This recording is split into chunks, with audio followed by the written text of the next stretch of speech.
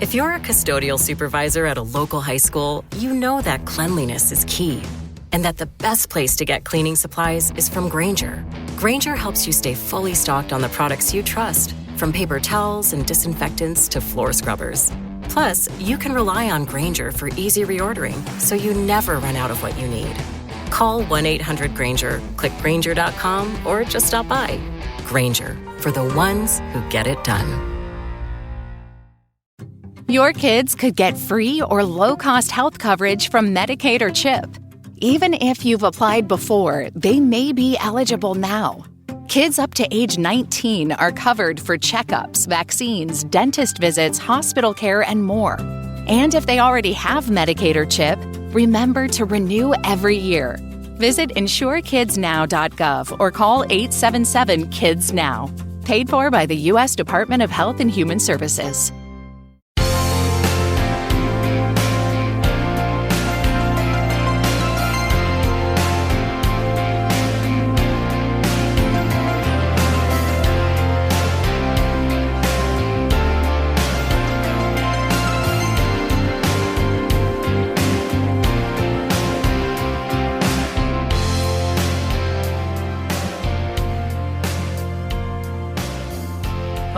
Welcome to the Kulturecast. I'm Chris Stachiw, and I'm joined by my two good friends. He is the host of the Projection Booth podcast, Mr. Mike White.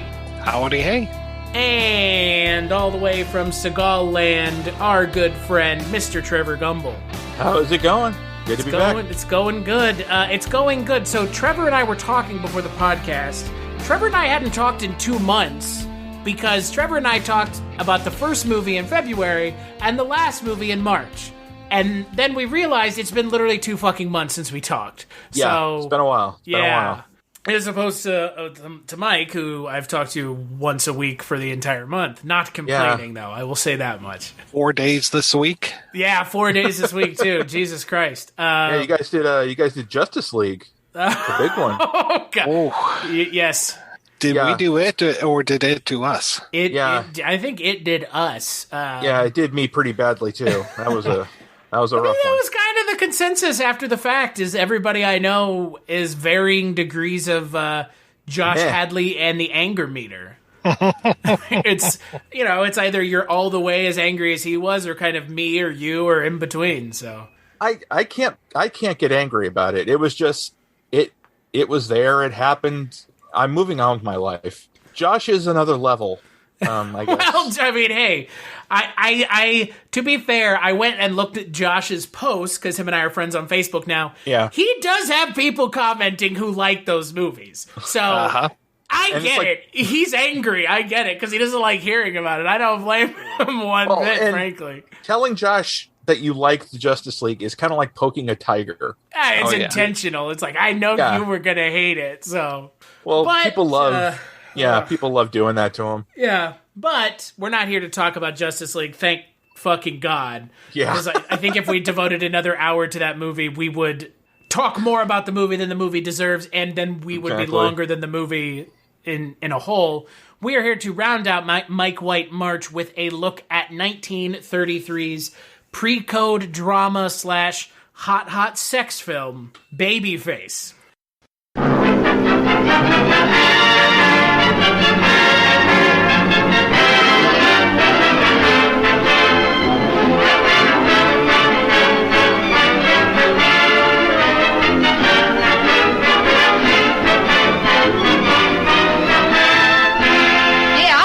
And who's to blame? My father. A swell start you gave me. Ever since I was 14, what's it been? Nothing but men. Dirty, rotten men. And you're lower than any of them. I'll hate you as long as I live.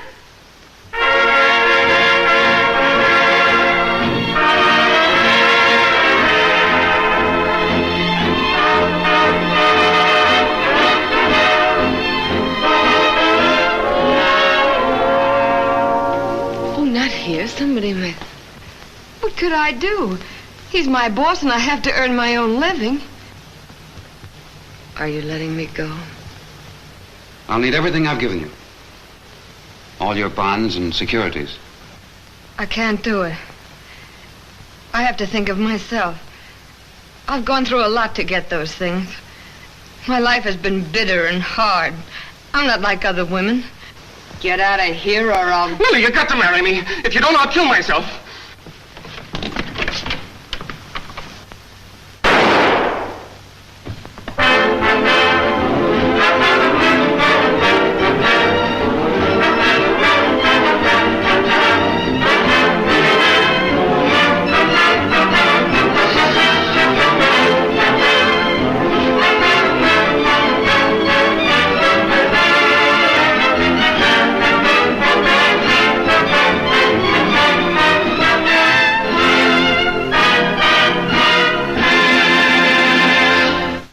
So the film is directed by Alfred E. Green, based on a story by Daryl F.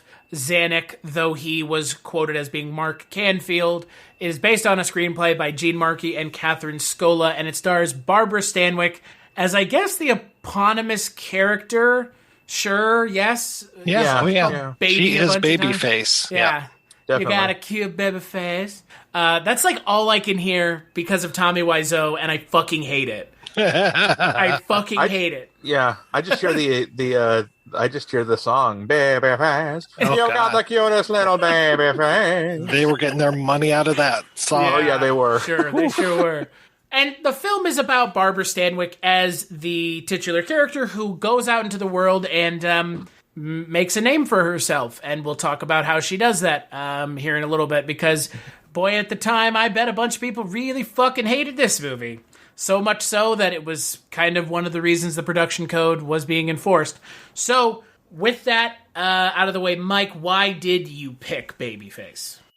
Sorry, Chris, I wish I had a better story, but this was another one where I was compiling lists of the best pre-code films, and this one came up a bunch. Ironically, so did one called Red-Headed Woman, which I think this was inspired by. Okay. But yeah, let's see. Yes, it had a similar theme, so I will have to check that one out and see if Jean Harlow is playing a character named Baby Ace or something. Her character's name in that movie is Lil. Oh, okay. So kind of in the same vein. Yeah, everyone knows her as Nancy. Yeah. Oh, God. But what did you think, Mike? Your reasonings aside. Yeah. Oh, well, I thoroughly enjoyed this. I really like Barbara Stanwyck, so it was great seeing her as the star of this. I was feeling the length a little bit in this at one point. I was just like, how long is this movie? This feels a little long. But, I mean... Which is funny, given that it's literally 70 minutes. Yeah.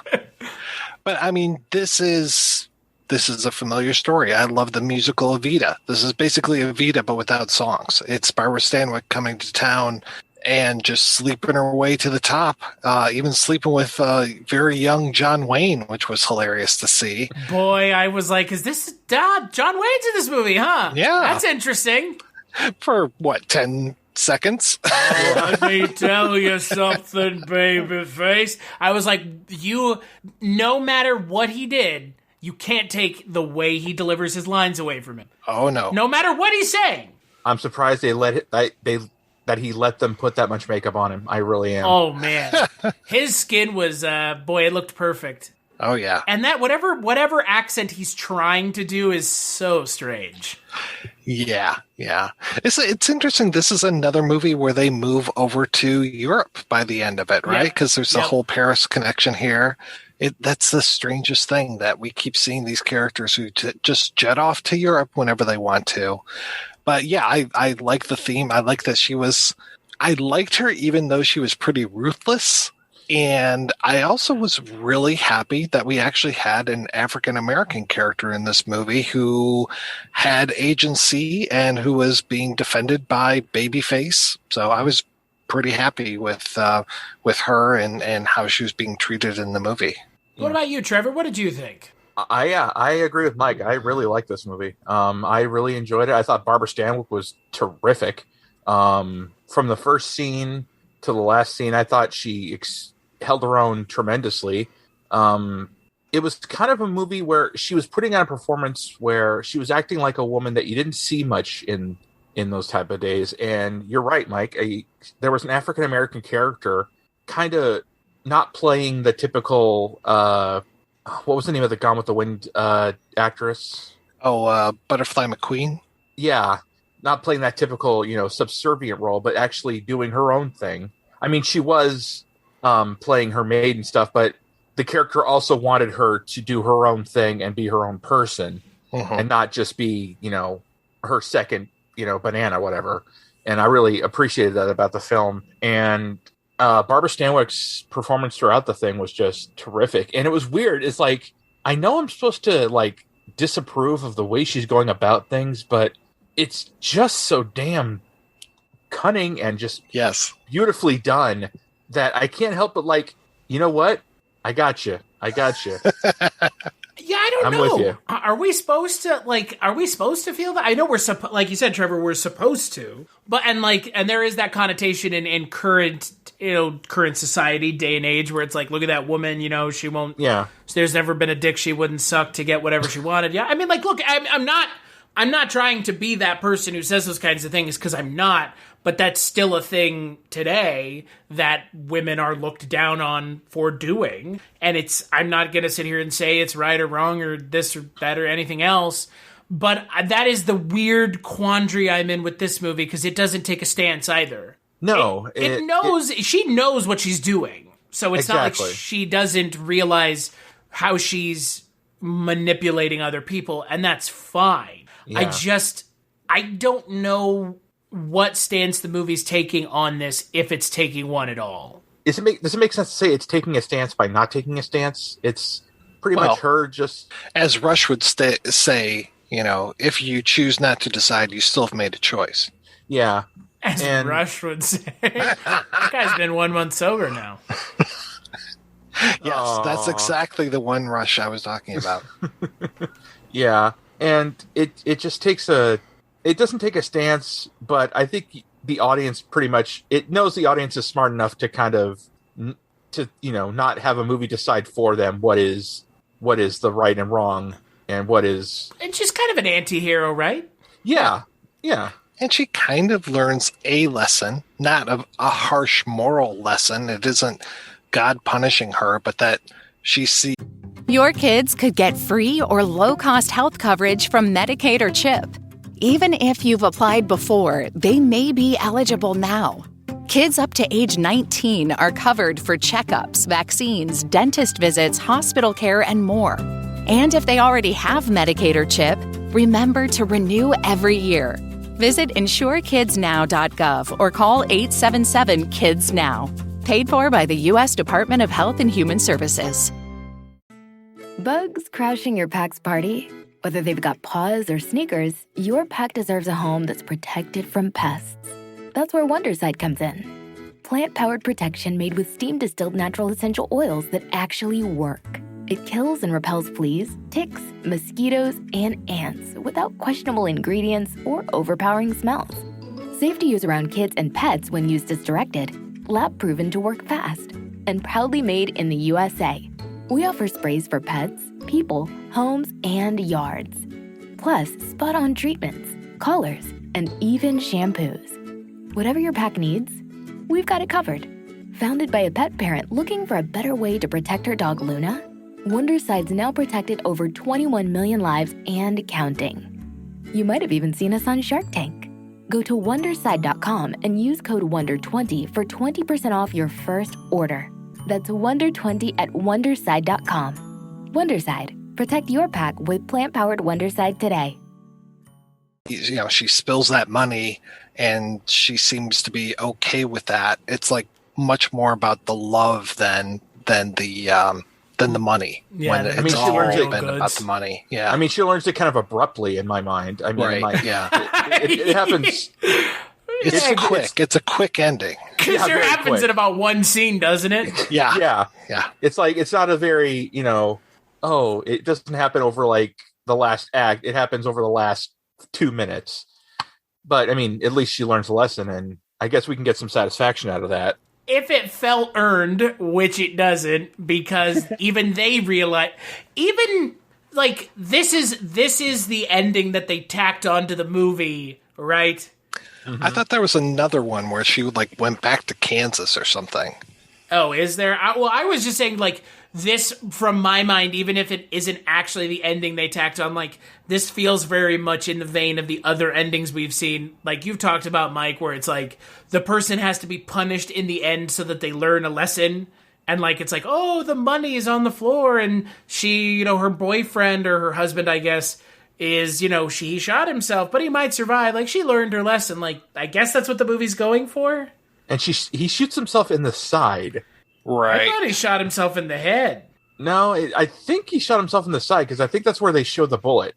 Is it? Well, he couldn't have shot himself in the head because he still looked perfect. Yeah, pretty much. He was still looking at her with his eyes open, longingly into her eyes. Yeah, the movie kind of makes a message of this isn't a woman that you want to get in a relationship with because, she makes you do crazy things. Yeah, pretty much. I mean, she makes. Well, let's see. So within the span of this film, how many men is she with that kill themselves? 2? Try to, yeah. Yeah. And then one guy dies. 2. Yeah. Well, no, I know, but one guy dies not of his own free will. And then the other guy dies because he kills himself. Yeah. Which is, so 2 people die and one guy tries to kill himself. And I'm thinking to myself, because of this woman? Yeah. It's New York City. I'm sure there's a lot more beautiful women out there. No offense to Barbara Stanwyck. She's a gorgeous woman. It doesn't. Yeah, that's the one thing about this movie that I don't get is she is like you said, Trevor, she's an attractive woman, but her ruthlessness is a thing that men are attracted to, I guess is what the film is positing. I mean, she's kind of one of the guys because she's so ruthless. She does play the ball breaker. She does play the kind of do what is necessary to climb the ladder. Yeah. To climb the ladder. Or to ride the train. I mean, she's taught this by her mentor back in Kansas, who shows her a book by Nietzsche. Yes. Which basically tells her, I don't remember the exact quote, I'm sorry, but it's basically telling her by any means necessary. Right. All life, no matter how we idealize it, is nothing more nor less than exploitation. Yeah, basically. This could very well be Ayn Rand's fantasy. Yeah. Go to some big city where you will find opportunities. Use men. Be strong. Defiant. Use men to get the things you want. And she does. That's the most fucked up fortune cookie I've ever heard in my life. And she does, completely. You will find true love on Flag Day. Yeah, and she does. She goes to the city. Well, she hops a train where she does her first. Yeah, she makes her first. Sucks the railroad man's dick or something. Yeah. Allegedly. Allegedly. Well, and Your her friends Honor, in the car went, I didn't catch it in my mouth, and you didn't catch me with it in my mouth. Your Honor, I rest my case. All I can think of all that was happening is your friend is in the car with you. Oh, so yeah. Is she just sitting there She's checking her phone, seeing if she's got voicemail. Yeah. Yeah. Maybe. I mean, who knows? This movie is very, very, very blunt with its message, which I do appreciate. And obviously, that was the issue with this movie that was raised at the time. Mm-hmm. It was so goddamn blunt. But like you guys have said, there's a reason behind it. And Barbara Stanwyck just oozes just sexuality and just seduction. And that's, I think, makes her performance so terrific in this film, is that she's great at it. And effortless. Effortless. Very effortless. Yeah. And, and it also, that just says a lot to her performance. I mean... She does a lot with a little. Mm-hmm. Yeah, she does. She even managed to rope John Wayne. Yeah. To coin a phrase. Who I still can't believe was John Wayne. When I saw him the first time, I was like, this looks like John Wayne, but I'm not sure. And then the second time, I was like, this is definitely John Wayne. That was John Wayne, Pilgrim. Yeah. Yeah, I saw his name in the credits, and then I'd forgotten that he was in it until he showed up the first time, and I was like, whoa. You got to get your start somewhere, Yeah. Oh, yeah. Was this at how early on in his career was this? This has been pretty early on, right? I'm trying to remember when. I mean, because Stagecoach is the one that really put him on the map, but because even Clint Eastwood started out in like Roger Corman or something. Right. Stagecoach was 39, and what year? This is 33. So this is definitely before he has his big break. Yeah. So he's still kind of John Wayne supporting actor, character actor John Wayne. Yeah. Early career guy. Barbara Stanwyck at the time is a star, obviously. She's leading. So him getting a chance to share the screen with her is a pretty big deal. Uh-huh. Yeah. Right? Yeah. And it is. I mean, if you get to share a scene with one of the biggest stars in the world, that will definitely raise your credibility in Hollywood and your view in Hollywood. People will see you and they're like, wait a minute, he's a somewhat good-looking kid. Let's see what else he can do. Well, and he's definitely more charismatic than George Brent. Who? I mean, exactly. Of all the characters that she ends up with in the film, he is the most uninteresting character. Oh, he's as bland as a cracker. Uh-huh. I mean, well, he is a cracker. But that's story. God, he's just the most. It's shocking to me that this movie tries to get us to believe that the person she's going to fall in love with is the most boring character. The more interesting character was the guy's dad. Yeah. The one head of the company was more interesting than him. I mean, the father, the wannabe father-in-law of the guy she was having the affair with was more interesting than the guy she ended up being with. What did he call her? Or what did she call him? Oh, God, I don't remember. It was Little Baby or something? Something like that. Does little Baby want his dessert or something? It's like, oh, God, that was fuck cringy. Is this? Does Little Baby want his dessert? And then he gets shot by his son-in-law. Wannabe son-in-law. Yeah, wannabe son-in-law. You gotta admit, the company is very forgiving in this film. Like, the son-in-law got to keep his job. Oh, yeah. And, I mean, if I was the father of that girl, learning that her boyfriend cheated on my daughter with the office whatever she was at the time, I'd be a little upset. I wouldn't. No, he just wants some. Yeah. Yeah, I wouldn't. I would fire the guy. On the least, fire the guy. I wouldn't just be, just wait outside. I need to talk to my daughter. Right. Very forgiving company. I want to know what that company is so I can apply for a job. And they probably also send her away, so they get her a job somewhere else too. Yeah, they send her. Could take the entire company down. They send her to France, basically. Right. Yeah, talk about falling up. Exactly. Yeah, right? You fail upwards in that company. Mm-hmm. Good Lord. Mike, how does this compare for you to the rest of the stuff we watched this month?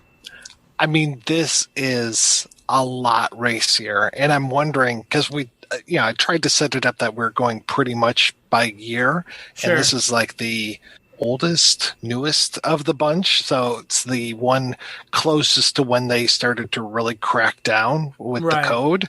So I can see, like, they really have pushed the boundaries so far with this one, because, she really doesn't get a good moral lesson. She should be really majorly punished for being this loose woman. And I love that they've got that metaphor of like the different offices in that building and that we're just going up and up and up.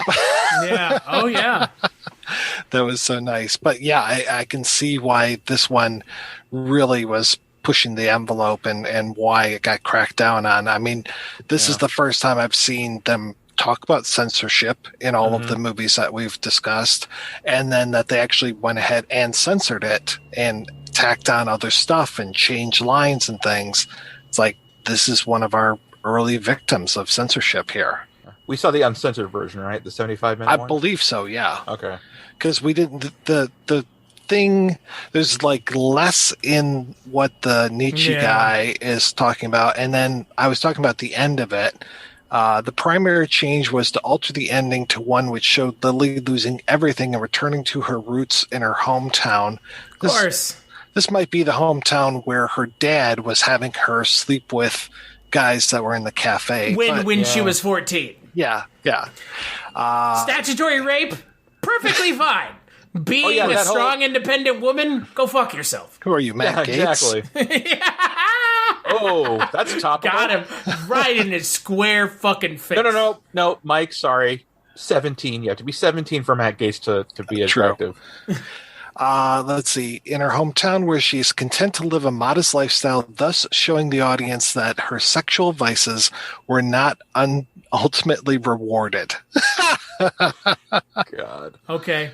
Mm-hmm. The code was just so. It's like the last movie we watched. It's a fucking skewed morality. Mm-hmm. Because you don't agree with someone being promiscuous, which even has a negative connotation. The word promiscuous has a negative connotation.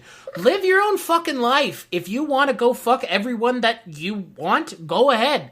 Yeah, if you don't use protection and you catch... Your kids could get free or low-cost health coverage from Medicaid or CHIP. Even if you've applied before, they may be eligible now. Kids up to age 19 are covered for checkups, vaccines, dentist visits, hospital care, and more. And if they already have Medicaid or CHIP, remember to renew every year. Visit insurekidsnow.gov or call 877-KIDS-NOW. Paid for by the U.S. Department of Health and Human Services. Bugs crashing your pack's party? Whether they've got paws or sneakers, your pack deserves a home that's protected from pests. That's where Wondercide comes in. Plant-powered protection made with steam-distilled natural essential oils that actually work. It kills and repels fleas, ticks, mosquitoes, and ants without questionable ingredients or overpowering smells. Safe to use around kids and pets when used as directed. Lab-proven to work fast. And proudly made in the USA. We offer sprays for pets, people, homes, and yards. Plus, spot-on treatments, collars, and even shampoos. Whatever your pack needs, we've got it covered. Founded by a pet parent looking for a better way to protect her dog Luna, Wonderside's now protected over 21 million lives and counting. You might have even seen us on Shark Tank. Go to Wonderside.com and use code WONDER20 for 20% off your first order. That's WONDER20 at Wonderside.com. Wonderside. Protect your pack with plant-powered Wonderside today. STI, that's your own damn fault. If you want to have sex with people and you want to be safe about it, cool. If not, cool. That's your choice. But the whole fucking movie's like, it's just like last week with the heroin addict. It's like her throwing herself out the window is the right call. Right. If you're a fucking heroin addict, kill yourself. And this movie's doing the same thing. It's like, if you are a woman who likes sex, you're gonna go back to your hometown and live as a spinster. Like, what the fuck? Fucking Christ. Yeah. Moral signaling as you support your church that fucks kids. Oh, God. I don't get it. I don't get it. Because what was Hayes? Hayes was what, a Catholic? Baptist? Must have been Catholic, yeah. But again, remember, he was the guy that put all this stuff together, but it was Breen that was the one that started to enforce this stuff. Neil Breen? Sure, but someone had to put it together. Yes, Neil Breen, yes. Yeah, it was the Hayes Code, and then Breen... it's like the whole thing. Like, a law is only as good as you endorse it, or enforce it. Sorry, not endorse it. Right. So it's like they make all these rules, and nobody does anything. Nobody even shakes a finger at anybody, and then here comes the new principal who's like, okay, you got all these rules. All right, I'm going to enforce every single one of these things. And it's like, no, we had these rules this entire time. People just weren't enforcing them. Exactly. And look, let's not kid ourselves. I mean, in 33, someone going and fucking trying to enforce this shit is a pain in the ass. Oh, yeah. You had to hire people. You had to pay people. People weren't enforcing this shit for free. No. The MPAA, even now in Hollywood, they are paid by someone. The people who work for the MPAA aren't working for fucking free. They're not goddamn volunteers. Exactly. No, they're people who don't know what the fuck they're doing or what the hell they're talking about. Yeah, well, to be fair, people in 33 didn't know either. No, that's the thing, though. They've never really known what they're doing. And it's not. Well, I would say the bigger problem, and you were right there about to open the door. It's never changed either what they want. No, they don't want sex. They want violence up the ass, but they don't want sex. And if you're gay or anything else, we definitely don't want that. But go and kill a bunch of people as much as you fucking want. and watch them get eviscerated. But a penis? God. A vagina? Jesus Christ. Mike, I think I talked to you about this. I think on my very first episode of Projection Booth, we talked about this film was not yet rated, I think, right? Oh, yeah. Very briefly. We talked about how, it's fucked up how the film rating system works. Like, Saving Private Ryan gets an R rating by showing a bunch of guys picking up their limbs on the beach at Normandy, getting fucking blown away, shit like that. But you show one pubic hair, NC-17, automatically. Yeah. Uh-huh. So what kind of fucked up morality is that? It's the same one that dictated this movie. Exactly. I don't understand what the demonization of sex is all about in the entertainment industry. And the passing of, I'm not against violence. Don't get me. I'm in film, like, I'm not some morality police saying, oh my God, keep our kids away from violence. They're going to turn into violent. I don't know if you know this, but video games cause kids to be violent. Oh, I forgot about that. Yeah, totally. Did you know the Grand Theft Autos is the reason? It's not the guns. It's the Grand Theft Autos. It's even turned Satan gay. Oh my God. Guys, hold on. Orrin Hatch, is that you? Hold on a second. You're telling me that something that we created, the devil, is now being made fun of by a gay black man stripping on him, and we don't like that the thing that we made up is having the piss taken out of it? God! Like, what? Fuck off. Come on. I don't know if they made this big of a deal when Kiss put their blood in a fucking comic book and sold it to kids. But Nas when X you supposedly drink the blood of Christ every weekend at church. See, but that's metaphorical blood, so that's okay. But if you it's not metaphorical though, right? It's not metaphorical. Well, it depends on if you believe in transubstantiation. My father I was raised by a Catholic father, so I'm not the best at this. So the admissions of a not that great Catholic. I wasn't even baptized Catholic, so I'm probably going to purgatory before I go anywhere else. Or wherever you want. Don't forget, you can make up wherever you want to go after it's all over. Okay, I'll go wherever fucking Xenu is. Richard Haddam has entered the chat. Oh, God. Scientology's been mentioned. So, it's a transubstantiation, yeah. So, but yeah, little Nas X puts, a drop of blood in his shoes, which I don't know. Unless I see proof of that, I don't even know if he really did it or just said it to piss the people off. Devil's gay. Gay devils. Yeah. Give him a lap dance. Yep. First it was I think the frogs. he's just leaning into the criticism and saying, you know what? If you want to say this about me, let me lean into it. Fuck y'all. And that's how you take the piss out of these people. Basically. Look at, this movie takes the piss out. Mike, you mentioned it. This movie is the first one that we've seen. I'm sure you would agree, Mike. This is definitely not the first one that took the censors to task, but they try to take the piss out of the censors in this movie. Yeah. Yeah. It definitely is a movie that's basically telling the censors, come at me. Right. Come and censor our movie and try to censor it, which is impossible. Right. So we'll just force you to tack on this like horse shit ending instead. It was. I admit I haven't seen the alternate ending, the family approved ending where she learns her lesson and goes back to Kansas, which would be a bullshit. Does it say how that leads to that? Does he die and then she goes to Kansas? Does it say? It doesn't say, no. Do you think he would have to die? Do you think, Mike, he would have to die for that story? Probably. For her to get her comeuppance, truly? Yeah, I think so. I would just be afraid to be a man. Wait, no. We missed another man who died in her life, her dad. Right. Oh, yeah. Yeah, because he blows up. Yeah, which I don't know why I found it. I don't know why I found it funny. Maybe it's the way it blows up. And they just assume he dies because she just stands there with no reaction on her face, really. Well, he was kind of a dick, so. Yeah. I said no man could have survived that fire. Yeah. Yeah, which was also, it was a still, right? So he's he was going against Prohibition. I know that was over by 33, but it's also showing him as a scofflaw. Yeah. Well, and not only that, but he's turning his daughter for tricks. Yeah, so he's a sex trafficker. What a crazy movie. This is crazy. This movie, I don't know. I'm like, yes, it is. I would think this was like Me Too, the movie for 1930.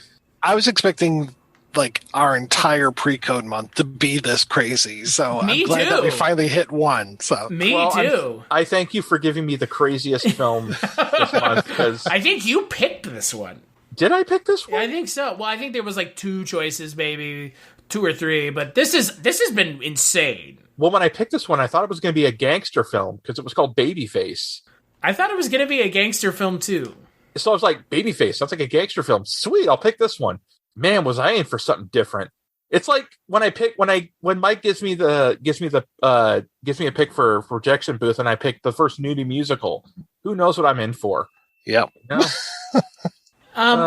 Do you think in the censored version of this film they have the scene at the end where the faces of the men are transposed on top of the vinyl? It's a very interesting scene, right? It's awesome. I was so glad to see that. You remember all of her conquests, folks? Let's see them. Yeah. Was that what it was supposed to? I don't know. That's supposed to be like is that supposed to be like the aha moment of the character? Where she's like, he's the last one, and he's the only one who ever said loving things to me. And he spun me right round, baby, like round like a record baby, right round. It's weird to me that this, like we kind of mentioned at the top of this podcast, it's weird to me that this movie wraps up in a minute. Yeah, it is way too sudden of an ending. Do you guys think that?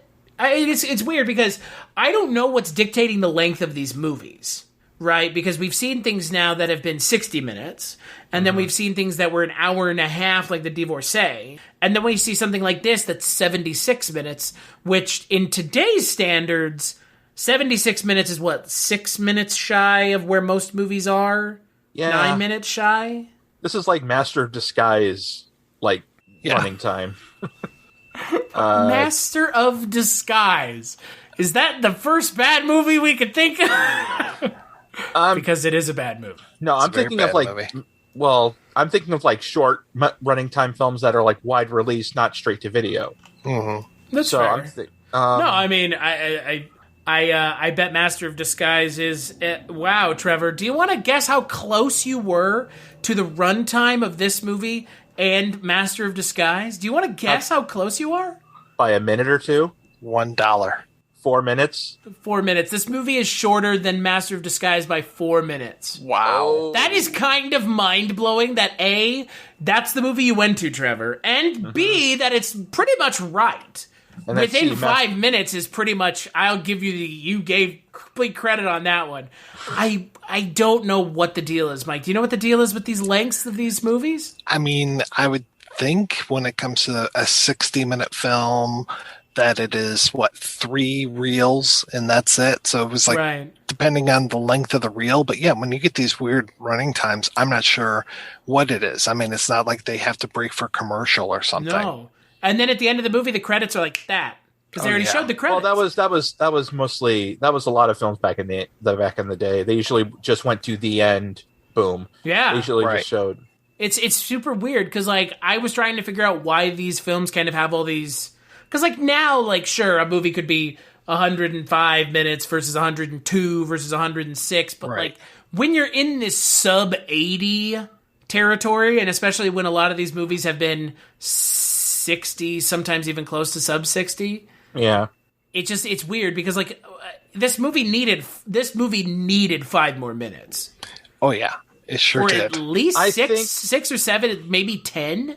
I think she needed to have a realization be a lot more ingrained. Or like at least throughout the film. Like give her some opportunities to realize it.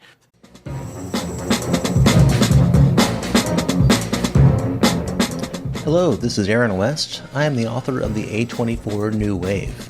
In this book, I look at A24's output and I make the argument that we are in a new wave movement right now. A24 plays a major role. This book has a supplemental podcast where each episode is a brief conversation about an A24 related topic, whether an actor, director, or even a genre. As I continue research for the book and conduct interviews, I expect to record podcast episodes with people involved with the company. You can find the podcast at cinejourneys.com or wherever you find podcasts, and we are proud to be members of the Someone's Favorite Productions podcast network. Hello and welcome to Tumbleweeds and TV Cowboys. My name is Hunter. In this podcast, I'll be joined by a different guest each week to discuss a classic Western movie or TV show. I've been a fan of classic Westerns for as long as I can remember, and in recent years, they've become very nostalgic for me. I love the aesthetic, the tropes, and I love seeing different filmmakers' takes on them. At their best, they're incredibly entertaining, rewatchable, and some of my all-time favorite movies are Westerns. We'll mostly focus on Western movies made in Hollywood, but we'll also be covering spaghetti Westerns, and one thing I'm very excited to get into are Western TV shows. I've got some amazing guests coming on the show, film professors, historians, and podcasters, and Tumbleweeds and TV Cowboys is part of the Someone's Favorite Productions podcast network, and many guests on the show will be from other shows on the network. Thanks for listening. Throughout the story, not just in the last 2 minutes where it's like, oh yeah, I like this guy. It's like, yeah, but what? She's like, yeah, she's like careless. 1 minute left in the film. Oh my god, I love him. and she just happens upon him that he's killed himself. Yeah. Deus ex machina. She like the I couldn't figure out what the reason that she went back was because of her epiphany by looking at the vinyl, and because of that she found him having committed suicide. Yeah, because he was being indicted, right? And he needed $1 million bail to within like 8 hours. Like 8 hours, and she had $500,000, which she was not going to give up. And I'm pretty sure her jewelry was enough to. I'm sure the jewelry would have been enough to pay the bail anyway, and still keep some of the money. So not only does he lose the bail, he lost her. So of course he probably was depressed enough to pull the trigger on himself. But what I don't understand is we have a character in this film who kills himself. And then we have another character who tries to kill himself. Yeah. By shooting himself somewhere other than his head. Exactly. The side. Yeah, he shoots himself in the I don't get it. Like, we've already seen in this film that the people who are writing this film have no problem with characters killing themselves. Yeah, why do it again? Right. There's no really... And why do it but not have him kill himself and have him... Like, that's what was weird about this film's climax. Is like, even though I know, and like you mentioned, Mike, there is this other censored version. Yeah. This ending doesn't feel much better. This ending is awful. Like, this, as much as I enjoyed most of this movie, I'm going to go out on a limb and say that the last 5 to 10 minutes of this movie are not good. No. Frankly, I found them to be almost so bad that they kind of ruin most of the film, because at some point the characters are acting against what we've seen the entire film. I don't even understand why she comes around at the end. That wasn't the story that they were telling. The story that they were telling was she is a ruthless, cutthroat woman who wants to get to the top. So why all of a sudden in the last 2 minutes of the movie she's like, oh my god, I love this guy so much. Like, the final paragraph on Wikipedia, if you go read this film's synopsis, if you don't want to watch it, you go read the film synopsis, the final paragraph is where you're going to see the first inkling of an idea that her character is going to change her mind. She says they don't matter to her anymore, and that's it. And it's like, but why? I think it's because the writers ran out of a story and needed a... Well, how do you end that ending. Story, right? Yeah, exactly. They were like, okay, well, we'll think of something somewhat plausible, but not, plausible enough for people to not think about it too much. Okay, he tries to kill himself. She realizes he loves him. The end. Yeah. I mean, where are you going to go from there? Exactly. Well, I mean, the whole thing is they reinserted the character of Cortland back into her life as a character. Yeah. Like, it's a very weird set of choices that this film makes in the last third that don't really pan out with the character you've been watching that sleeps with the guy on the train, and then the banker, and then another banker. She sleeps with a guy to get her a job, then like multiple people to get to where she is, and then she sleeps with the vice president of the bank, I guess, and gets him killed, and that guy's soon-to-be son-in-law killed. And then she not only still works at the company, but they give her a fucking promotion, and then all of a sudden she decides to change. Yeah. And it's fucking weird. It is. It's like they censored themselves. Yeah. It's just... I don't know, is this nitpicking? It's almost like they were possessed, or the writers were kidnapped by code-approved writers who took over at the very last minute. I mean, it kind of feels like it. I mean, is this nitpicking? No, it's not, because... A little bit. I don't know. I mean, is it nitpicking to question the character's motivation? No. Well, no, because it does feel like this woman just suddenly out of nowhere, after 70 minutes of being a complete Go further. 74 minutes. 74 minutes of a manipulative, do anything, sexually confident woman suddenly just realizes, oh, I can't believe I've done this. I love this man. I'm going to go in the ambulance with him. Please don't die on me. I love you. End. The endings have been a common thread this month, Mike. That is true. Have they all been this abrupt? Some have been pretty abrupt. Yeah, Blood Money's was really abrupt. Yep. The Divorcees was not abrupt, but the Divorcees kind of was like this. It kind of had the character acting against the character's actions the entire film. Mm-hmm. And then the jewel robbery made sense. Yeah. And the Cagney one made sense. So it's just this one and the Divorcee. And they both kind of share similar themes. Right.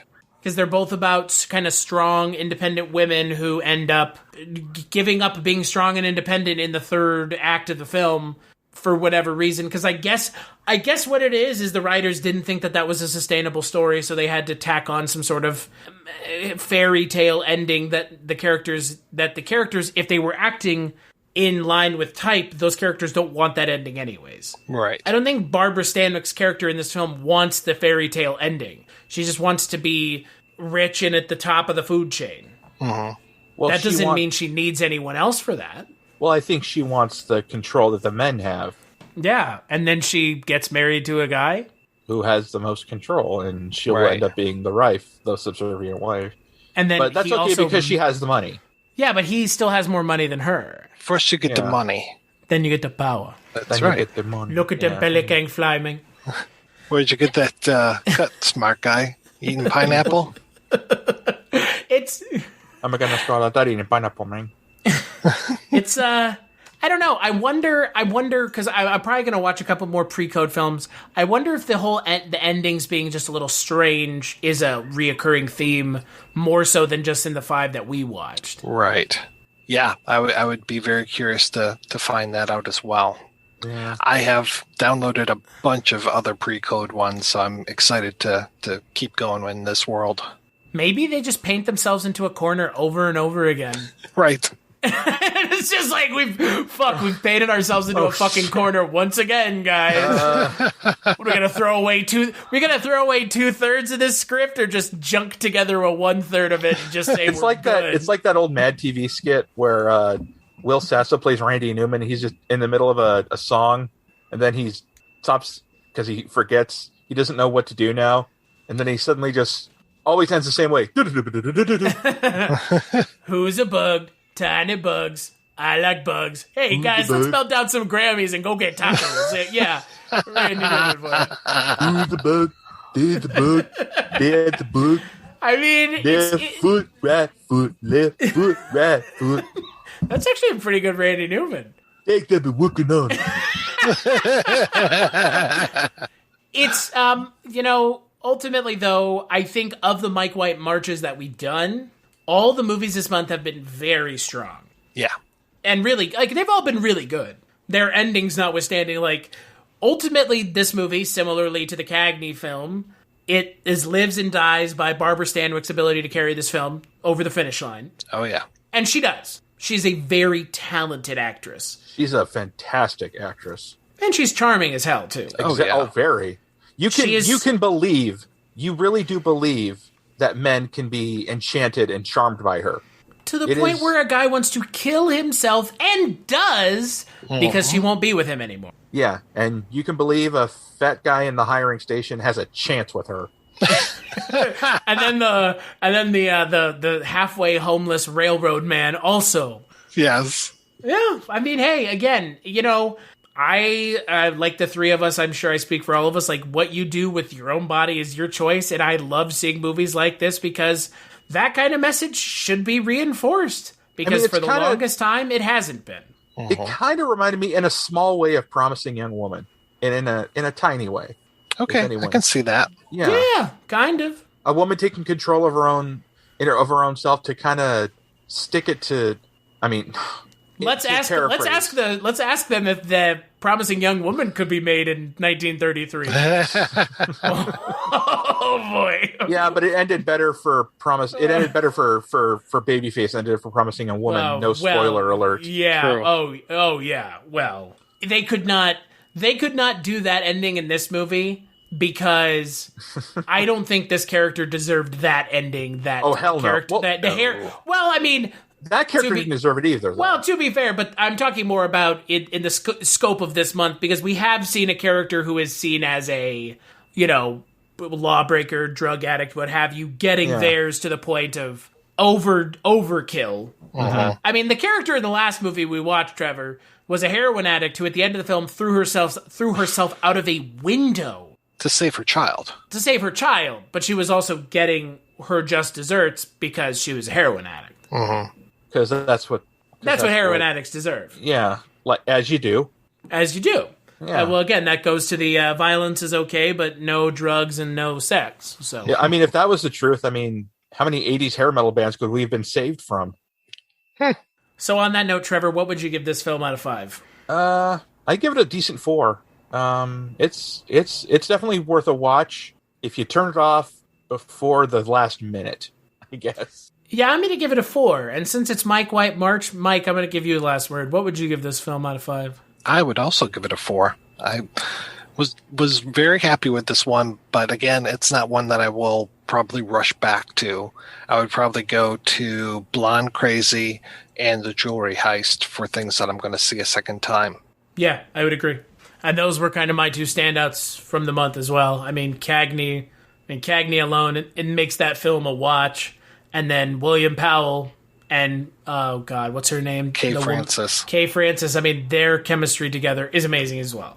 So on that note, let's take a break and we'll play a preview for the first film of next month.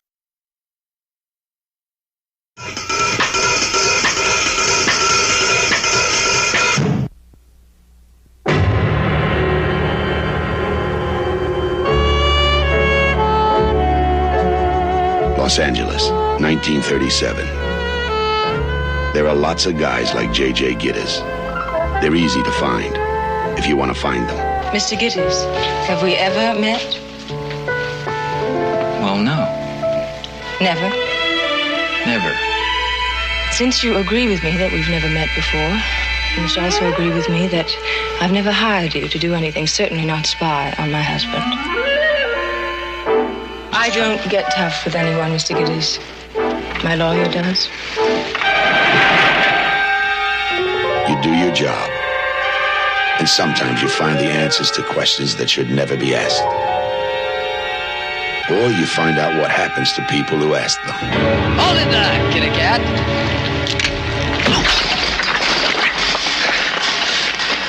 You're a very nosy fellow, kitty cat, huh? You know what happens to nosy fellows? I dislike the word cheat. Did you have affairs? Mr. Gittes. Did he know about it? Where were you when your husband died? You were seeing someone too. For very long? I don't see anyone for very long, Mr. Gittes. It's difficult for me. Mr. Gittes, you're dealing with a disturbed woman who just lost her husband. I don't want her taken advantage of.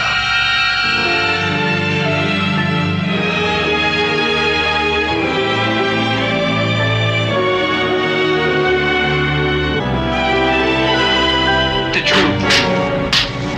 I said I want the truth.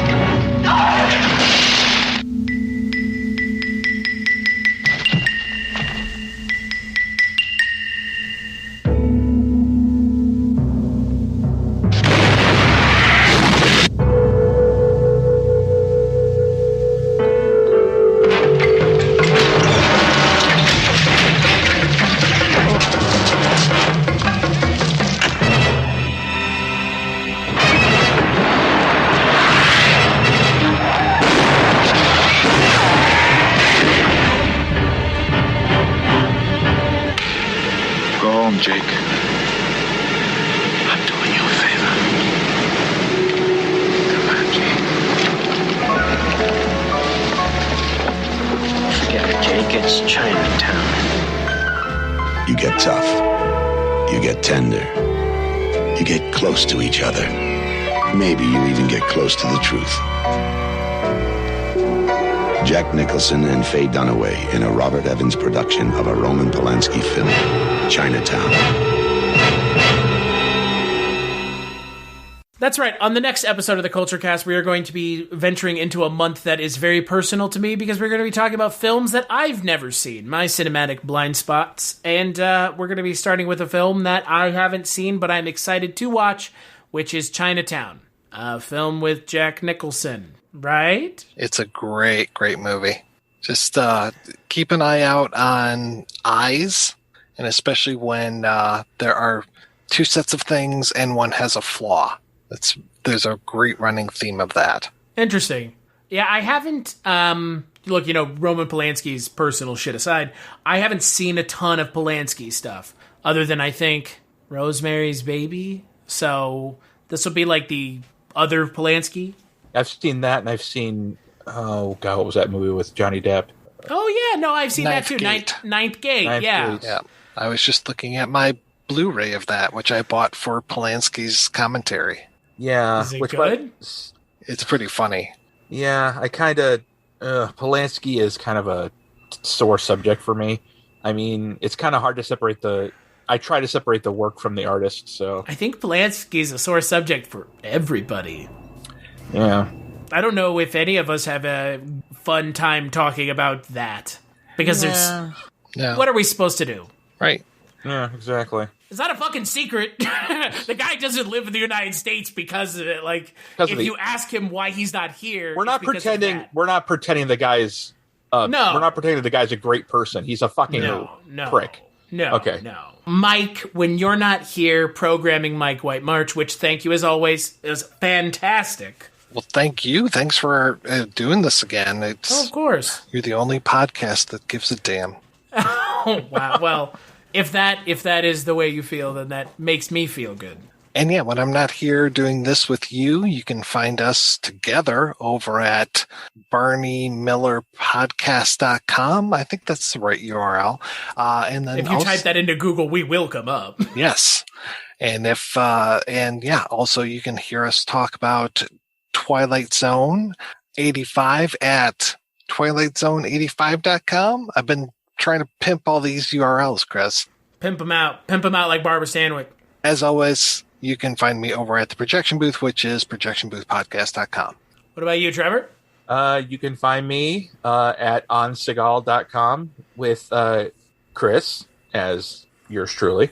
Yeah. You can find me on Twitter at Case Neuromancer, which I'm meaning to change because that's too complicated to say. And Trevor and I aren't going to wait 2 months to do another fucking podcast together. Yeah. So there you go. Which it's so weird. Like, February to March is like almost the only time that ever happens, because March, unlike last year, Mike, March didn't feel... I mean, March was long, but last year, March was like 6 months strung into one. Yes. I know why it was 2 months, because like Mike was like, make sure it was the last movie we do, because I do not want to talk to that guy whatsoever. Oh yeah, that's what it was. That's the reason. That's exactly what it was. You caught it. As for me, you can find me on Twitter at Christmas Claus, Kulturecast.com, Patreon.com/Kulturecast. That's where you can go if you've got $1. If not, hey, I get it. Time is short and things are rough. I don't know where I was going with that. Kulturecast.com, Kulturecast on Twitter. Big thanks to y'all for joining me, and we'll catch you on the next episode.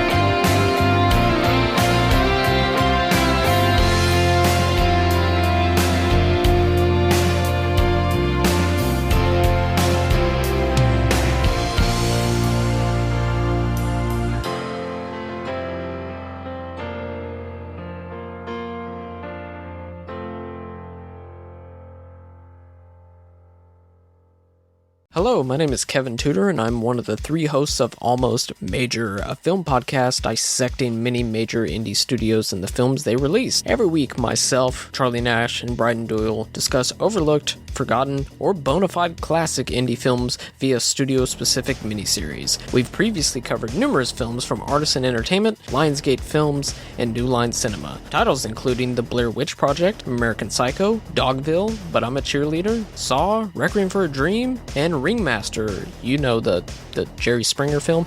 Anyways, we have a fun time every week and we hope you will join us. Subscribe to Almost Major wherever you get your podcasts. Now proudly a part of the Someone's Favorite Productions podcast network.